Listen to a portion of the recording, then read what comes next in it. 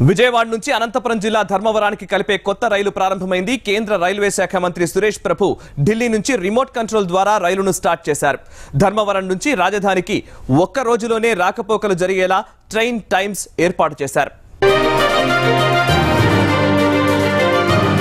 విజయవాడ ధర్మవరం మధ్య super fast express నడవనుంది. విజయవాడలో నిర్వహించిన కార్యక్రమం సందర్భంగా కేంద్ర రైల్వే శాఖ మంత్రి సురేష్ ప్రభు ఢిల్లీ నుంచి రిమోట్ కంట్రోల్ ద్వారా ఈ రైలును ప్రారంభించారు. Very good development for us, and I am very sure that this again in the long run will ensure that our share of this business, which is hardly anything, it is not even 1 or 2% today, insignificant, and therefore this is one of the very big strategy to increase our share. So that is another important development we have done.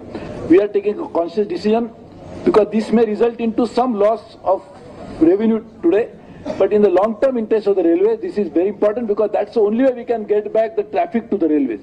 And if you don't get back, on the long-term sustainability is going to be an issue. So therefore, all the time we have been increasing only freight, but we are trying to reduce the freight, and therefore I think the share of profit will also increase. ఈ కొత్త express విజయవాడలో సోమ, బుధ, శనివారం రాత్రి 10 గంటలకు బయలుదేరి ఉదయం 10:45 ధర్మవరం చేరుకోనుంది. ధర్మవరం నుంచి మంగళ, గురు, ఆదివారాల్లో సాయంత్రం 5:50 బయలుదేరి సోమవారం ఉదయం 6:50కి విజయవాడకు రానుంది. Whatever they are promising in the budget, they are also getting it implemented, and I also congratulate each and every officer involved in the railways for starting this kind of a transparent mechanism.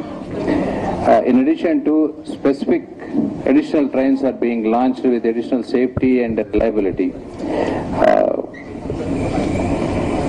Particularly in the state of Andhra Pradesh, I thank you very much for launching this train. Thank you. Guntur, Nandyal, అనంతపురంలో ఈ కొత్త train ఆగనుంది. ఇది విజయవాడ నుంచి రాయలసీమకు ఇప్పుడున్న రైళ్ల కంటే అదనంగా సేవలందించనుంది. అంతేకాకుండా సౌకర్యవంతమైన ప్రయాణం కోసం ఈ రైలులో LHV బోగీలు కూడా ఏర్పాటు చేశారు. మొత్తంగా ఈ ట్రైన్ ఒక్క రాయలసీమ జిల్లా వాసులకే కాకుండా కృష్ణా, గుంటూరు, ప్రకాశం, అనంతపురం జిల్లాల ప్రజలకు ప్రయోజనం చేకూర్చనుంది.